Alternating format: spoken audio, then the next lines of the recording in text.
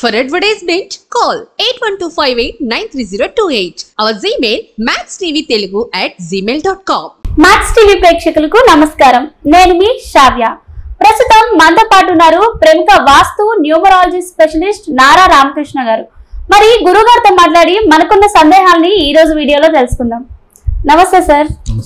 ఎలా ఉన్నారు సార్? ఇప్పుడు ప్రతి ఇల్లు కానీ ప్రతి అపార్ట్మెంట్లో కానీ బాల్కనీస్ అనేవి కామన్. మరి బాల్కనీ కూడా వాస్తు దోషం అంటారు, అది ఎంతవరకు నిజం సార్? ఇది చాలా వరకు చాలా మందికి ఎదుర్కొన్న సమస్య అన్నది. బాల్కనీ కావాలని ఒకటి ఉంటుంది. ఎందుకంటే ఉదయాన్నే లేవగానే బాల్కనీలో కూర్చోవడం, కాఫీ తాగటం, పేపర్ చూసుకుంటా, కొంచెం అలా వ్యూస్ మొత్తం చూసుకుంటా ప్రకృతిని ఆనందించాలి చూస్తే అనేది అందరికీ ఉంటుంది.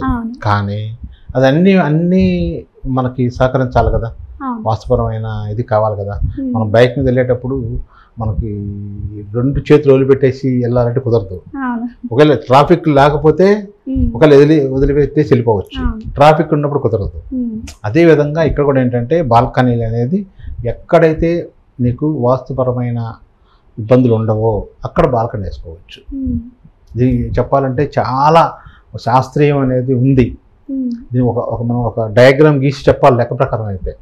ఎందుకంటే మనకి పడమర ఫేస్ కానీ దక్షిణ ఫేస్ కానీ, అంటే పడమర రోడ్డు దక్షిణ రోడ్డు ఉన్నప్పుడు ఆ ఇంటికి వచ్చేసరికి బాల్కనీలు ఉండకూడదు అనేది ఒక పద్ధతి. ఉండొచ్చు అనే పద్ధతి కూడా ఒకటి ఉంటుంది. తూర్పు ఉత్తరంలో బాల్కనీలు కూడా ఒక పరిమితి వరకే ఉండాలి, దానికి కూడా ఉండకూడదు అనేది ఒకటి ఉంటుంది. అంటే మనకి వచ్చేసరికి ఈ బాల్కనీలు అనేది ఎలివేషన్లో భాగంగా చేస్తూ ఉంటారు చాలామంది. అదే పడమర వైపు కనుక బాల్కనీలు ముందుకు పెంచేసి దాన్ని మళ్ళీ ఒక పోస్టులా పెడతా ఉంటుంటారు. అటు ఒక పోస్ట్ ఇటు ఒక పోస్ట్ పెట్టి మళ్ళీ దాన్ని ముందుకి లాగేసి మళ్ళీ చేస్తూ ఉంటారు. అది అలా ఉండకూడదు. అది తూర్పు వైపు ఉండకూడదు, ఉత్తరం వైపు ఇటువైపు ఉండకూడదు.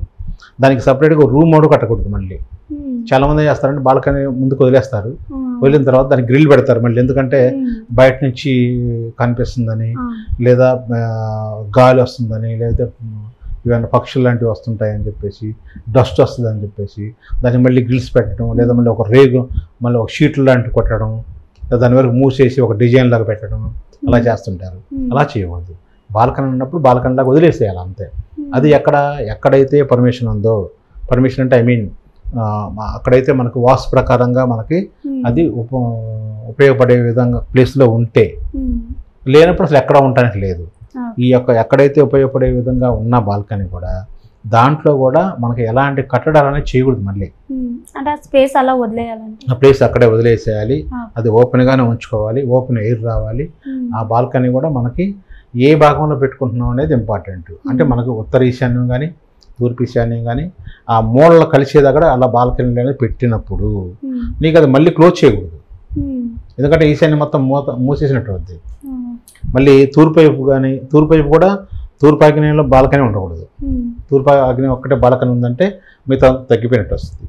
అదే రకంగా దక్షిణ నైరుతిలో బాల్కనీ ఉండకూడదు, పడమర నైరుతిలో బాల్కనీ ఉండకూడదు. పడమర నైరుతి అంటే పూర్తిగా మనకు కొన్ని పాత అపార్ట్మెంట్స్ చూస్తున్నాము, అంటే ఇప్పుడు కూడా కొన్ని చోట్ల వస్తూనే ఉన్నాయి. ఈ దక్షిణం పడమర మొత్తం బాల్కనీ ఎక్స్ట్రా కొంచెం ప్రొజెక్షన్ లాగా ఇచ్చేసి ఆ బాల్కనీ పెట్టేసి ఇది ఖాళీగా ఉంది కదా అని చెప్పేసి దాంట్లో మళ్ళీ ఏదో ఒకటి కట్టడం జరుగుతూ ఉంటుంది. అలా కట్టకూడదు. అంటే పెద్ద అపార్ట్మెంట్లు అయితే అలా ఒప్పుకోరు, ఎలివేషన్ దెబ్బతింటుందని చెప్పేసి.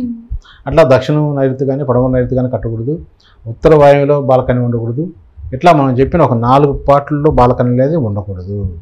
మిగతా 4 పార్ట్లలో ఉండొచ్చు. ఎక్కడ ఉండొచ్చు? తూర్పు ఈశాన్యం కానీ ఉత్తర ఈశాన్యం కానీ ప్లస్ మనకి పడమర వాయువులో కానీ దక్షిణ ఆగ్నేయం, ఈ 4 ప్లేసుల్లో బాల్కనీ ఉండొచ్చు. మళ్ళీ తూర్పు వైపు, ఉత్తరం వైపు, పడమర వైపు, దక్షిణ వైపు అంటే మధ్య భాగాల్లో కూడా ఉండొచ్చు. కానీ దానికి ఏదన్నా పోస్టులు వేసి కానీ లేదా గ్రిల్స్ పెట్టి కానీ అలా మూసేసి దాని అలా చేయకూడదు. ఓపెన్గా ఉంచినప్పుడు ఓపెన్గానే ఉంచుకోవాలి. ఇట్లా చేసినప్పుడు ఇబ్బంది ఉండదు. కానీ బాల్కనీ అనేది చాలా చాలా ఇంపార్టెంట్, మేజర్ ఇంపార్టెంట్. అపార్ట్మెంట్లో చాలామందికి దీని గురించి తెలియట్లేదు. ఇది పక్కాగా ఇల్లు కొనుక్కునేటప్పుడు కానీ కట్టేటప్పుడు కానీ ఎవరైతే బిల్డర్ ఉన్నారో, ఇంజనీర్ కానీ ఇది ఒక్కటి పాటించి ఎవరైతే ఈ కన్స్ట్రక్షన్ చేసే వాళ్ళు ఉన్నారో, బిల్డర్స్ ఉన్నారో, వాళ్ళకి కొనుక్కునే గృహస్థులకి ఈ వాస్తు దోషం లేకుండా ఉండాలని మాత్రం నేను కోరుకుంటున్నాను.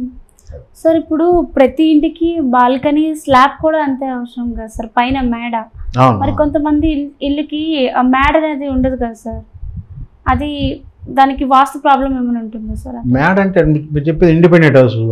ఇండిపెండెంట్ గురించి వాస్తుకు సంబంధం లేదు. అవసరం లేదా? బాల్కనీలు ఎక్కువగా మనకి బాల్కనీ ఎప్పుడు వస్తుంది, డబ్బులు వేసినప్పుడు వస్తుంది. అవును.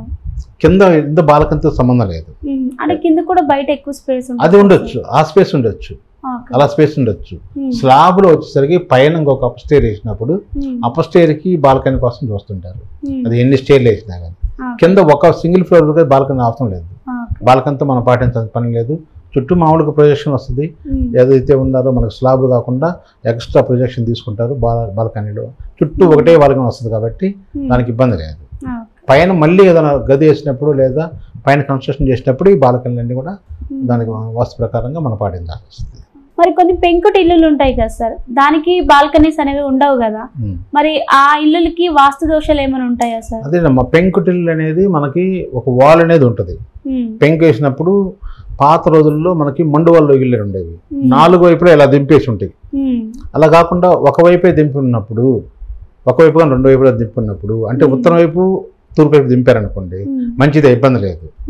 కానీ ఉత్తరం వైపు తూర్పు వైపు మూలలు 2 కలిసి ఉండాలి. అవి మీరు చెప్పారు బాల్కనీలు, అవి కూడా కలిసే ఉండాలి.